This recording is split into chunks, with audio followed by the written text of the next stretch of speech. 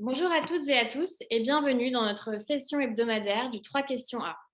Cette semaine, nous avons l'honneur et le plaisir de recevoir Akira Kitade, un chercheur japonais qui s'est penché sur le parcours extraordinaire et unique de ces Japonais qui ont sauvé les Juifs pendant la Seconde Guerre mondiale. Comme vous le savez, l'American Jewish Committee dispose d'un institut consacré aux relations avec la région Asie-Pacifique et ça fait plus de 25 ans qu'AJC se rend régulièrement, notamment au Japon.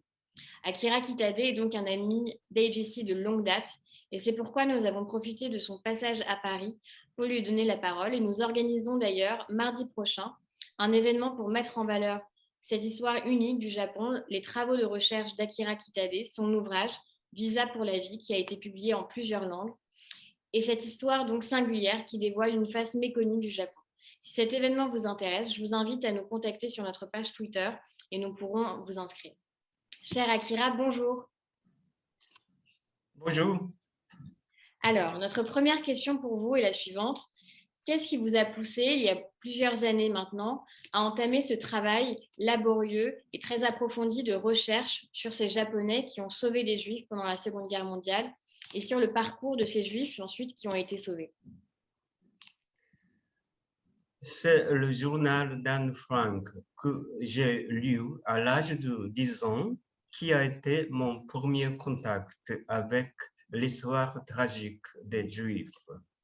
Et c'est un album qui m'a directement inspiré pour entreprendre ce travail. Il appartenait à Tatsuo Osako, qui était mon patron chez l'Organisation nationale du tourisme japonais où je travaillais. Lorsqu'il était jeune, M. Osako était engagé dans le transport par bateau de réfugiés juifs de Vladivostok en Sibérie à Tsuruga au Japon.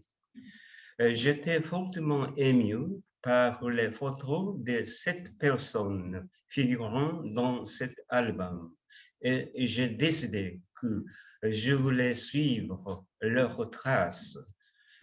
Je veux dire donc que l'impression que j'ai eue à l'époque m'attire encore aujourd'hui. Merci beaucoup, Akira. Alors, notre deuxième question porte sur le parcours de ce fameux diplomate, Shione Sugiwara.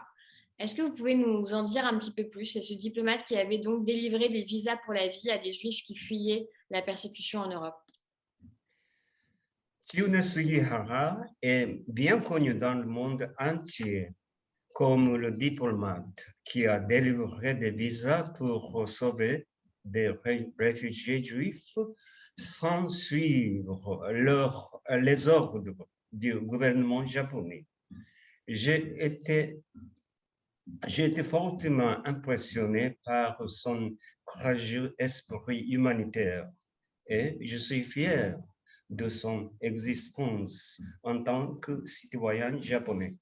Cependant, au cours de mes recherches, j'ai appris que de nombreux autres diplomates, outre Sugihara, ont aidé les Juifs pendant la Seconde Guerre mondiale.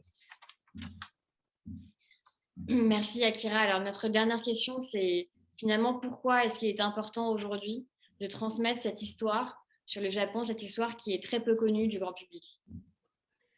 Au Japon aujourd'hui, on a tendance à croire que seul Sugihara a sauvé les Juifs. Et je crains que cela nous déforme l'histoire correcte du sauvetage des Juifs. À cet égard, j'aimerais partager les commentaires suivants par le professeur Charles Mansky de Northwestern University à Chicago. Il est le fils d'un survivant de Sugihara. Bien sûr, M. Sugihara mérite d'énormes remerciements pour avoir initié le processus qui a permis aux réfugiés de survivre. Néanmoins, on a souvent tendance à trop personnaliser l'histoire en concentrant l'attention sur un grand homme et en oubliant les contributions des autres. Merci beaucoup, Akira Kitade, d'avoir pris ce temps pour répondre à nos questions. Merci à tous ceux qui nous ont regardés aujourd'hui. Je vous rappelle qu'on organise une grande conférence sur les travaux de recherche d'Akira Kitade mardi prochain à la Maison de la Culture du Japon. Si vous souhaitez y participer, n'hésitez pas encore une fois à nous contacter sur notre page Twitter ADC Paris. Merci beaucoup à tous et très bonne journée. Au revoir.